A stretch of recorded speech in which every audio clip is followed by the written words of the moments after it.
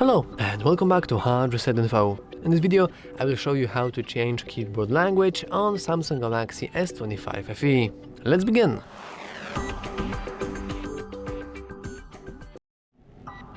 First, we want to simply head into our settings. Now let's scroll all the way down and enter General Management.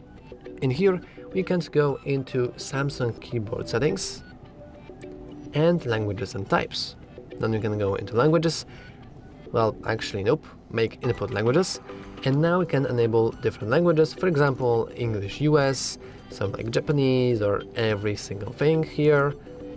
As you can see, there are plenty of different languages inside in every single world, so that's looking pretty cool. Now I'm looking for something to randomly click, but the scrolling will probably take forever, so basically you can like click install and then it will appear right on the top, and as you can see you can enable and disable it. And this is for the Samsung keyboard. If you want to change it for the Google keyboard, you can always do that by going to keyboard. We can change the keyboard to... Oh, we cannot change to the Google keyboard. That's interesting.